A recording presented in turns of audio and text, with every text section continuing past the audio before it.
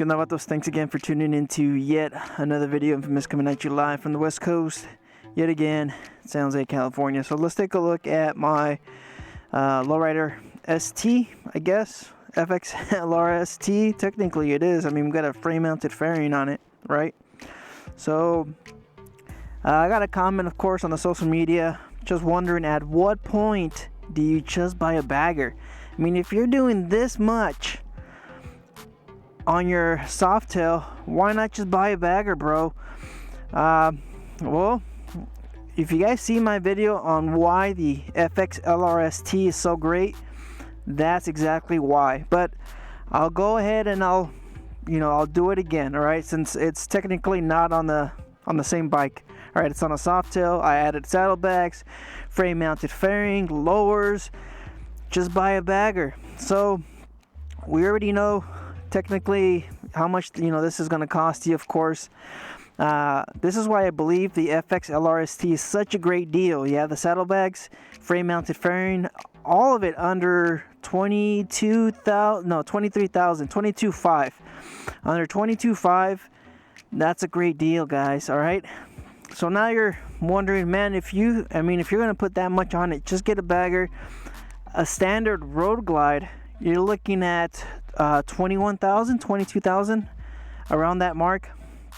So I responded with, you know what, it's just not the same. Okay, now this thing still has benefits, even though I've added about, I'd say 20 pounds in the saddlebags and maybe another 20 pounds on the front end. And that's only because this headlight weighs a ton. This headlight with the bracket, the fairing, and the lowers, it's about 19 pounds, give or take, around there. So I believe the saddlebags themselves are 10 pounds a piece. So we're at 20 pounds, 20 pounds. So now you're at 40 pounds. I would have to look at my video on how much does it all weigh, because I have a more specific number on how much the saddlebags weigh. But I believe they're 10 pounds a piece. If not, they might be 20 pounds. I think that's too heavy. I'm pretty sure they're 10 pounds a piece. So that's 40 pounds on top of the softail. The softail weighs in at 670 pounds. Am I correct? So we're at 670 plus the 40. We're at what, 7? Man, I'm not good with math. 710 pounds, give or take. 710, 720. So yes, that's heavy, but that's not, that's still 100 pounds less than what you get on a road glide. The road glide weighs in about 840 pounds. And the reason why I keep on mentioning the road glide is because that, of course, is a frame mounted fairing. So it's still about 100 pounds less than a road glide. Weight and power difference, just the overall, the weight of it. It's got the same engine. It's got a 114. Of course, it's going to perform better on a lighter frame, on a lighter bike. It's going to feel a little bit more sporty, and that's one of the reasons why I like it. All right, it's still more, solo riding. It fits my style around town, a little bit of highway, a little bit of freeway, but mainly it's just solo riding. And that's where I kind of mentioned, hey, if you're going towards two up, then maybe you should consider a full bagger. But let's not get off the topic here, right? So we got that. And that's the number one, power to weight ratio, and the overall sportiness of the feel of the bike, right? So reason number two, of course, you have the mid controls. All right. It just, I just like the way it feels better. Or, it feels better to me. It's just, in my opinion, I like the mid controls. You can get mini floorboards. Yes, you can get the long floorboards of the on a touring model, but you would still have to shift your legs up and down whenever you're downshifting or upshifting or whatever. You have to move your feet up. Maybe you have to get to the rear brake, and you have to shift your feet up. But just the mid controls on a touring model. If you're doing it yourself, even with the parts, you're looking at about 1,005. So these numbers are old. They're from pre-pandemic. So inflation and everything, a lot of the aftermarket manufacturers have been raising their prices. So you're probably looking about 2,000 in parts to turn your your touring model into a mid controls. So I believe Big Bear Performance or Big Bear Choppers, I believe they have a kit, and their kit, I believe their kit is about $2,000 to $3,000 to convert your touring models foot controls to mid controls. So that's reason number 2. And reason number 3, I would say just the overall look of the bike. I can remove the saddlebags super easy with the Leather Pros in about 10 seconds. All right, you could probably remove your saddlebags in about 10 seconds a piece, even one-handed, and the bike still looks good. As a bagless bike, it looks really good.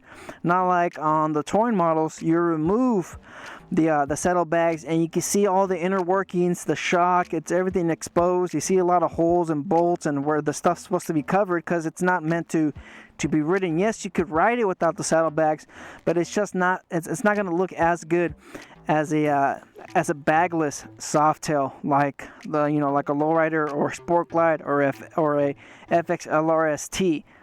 It's not going to look as good. And the way I ride my bike, I typically keep the saddlebags on during the week, and then maybe a few times every other weekend I take the saddlebags off. And now I just have I have a lighter bike by removing the 20 pounds, and now I'm back under 700 pounds as far as the power to weight or the weight of the bike. All right, so let's just jump on the bike. Enough rambling, and I guess let's just motovlog and talk a little bit about the bike, about the lowers. Of course, you guys are seeing that they're already installed. I have the video, I'm working on it, but in case you guys are wondering, it's a super easy install. All right, the lowers are really simple to install. So let's get on the bike and just ride around the city. All right, so let's just take her out for a spin. Of course, I haven't been riding these last couple days. It's been, man, we've been going through some storms out here in the Bay Area. California, it doesn't really rain. It hasn't rained like this in about, I'd say probably like 6 years. The amount of rain that we've gotten this last month, or the last 30 days, we haven't seen rain like this in about 6 years, and it's I don't like it, but it's just something that everybody says, hey, we need the rain. So anyways, getting on to, of course, the final reason why you would do something like this, or the reason why you wouldn't just buy yourself a bagger, is you don't see a lot of these around at all. I've been riding here, I've been riding for a long time, and in my area or in my zip code, or around my little part of town, I've only seen maybe a Dyna with the FXRT fairing and the lowers. I believe he has the lowers. He's around that, he's right down the street. This other fellow rider, and I believe he's like the only other person I've seen with this fairing. So to some of you guys that are talking about how the Road Warrior fairing is played out, how everybody has that, and their mothers and their grandmothers have that fairing, well, I already showed you guys the Burley one, the Tall T Sport touring fairing. I already showed you guys that option. I have options on, as far as a video on different fairings. I've introduced, of course, different options, and now we have the FXRT fairing. So I just mentioned it on my social media. I've had the bike for 3 years, the Road Warrior fairing. I like it. I like the way it looks. I like the overall quality of it and everything, but I don't know, I just wanted to change it up, see what this FXRT fairing is all about, and so far I'm liking it.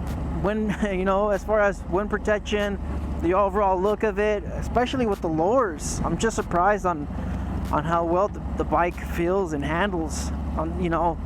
Especially since I added another 20 pounds onto the bike, and they're not like low center of gravity weight. It's up here. It's above my fuel tank, or a little bit, almost about the height of my fuel tank. It's just, of course, the the frame and the neck of the bike, but so far it's not too top heavy, and that was one of the worries I had. But let's leave that for for another video. So just that, you don't really see these much around. I guess that could be because they're ugly or whatever you guys want to say in the comments. Hey Infamous, the reason why you don't see FXRTs on Softails is because they're hideous. But man, there's a Facebook group that I'm in. We really like the fairing. I've liked it ever since I saw it on NorCal's bike. I think NorCal was the first Softail with this fairing on it, and I am a fan. I like the overall look of it, and just riding it around and checking it out, I really like it as far as the overall feel, and I mean, there is a couple negatives, but I think so far it's been a good fairing. It's been a good choice. Money well spent, maybe. I don't know, you guys just let me know in the comments. This video is getting long, rambling quite a bit. You guys just let me know in the comments, what do you guys think? That I make my point clear on reasons why you would go this route over building or over buying a touring model, a bagger.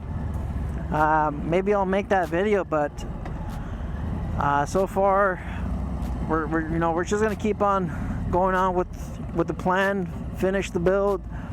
Hopefully the rain lets off a little bit. We're supposed to get rain for probably the next 12 days, so I'm just gonna be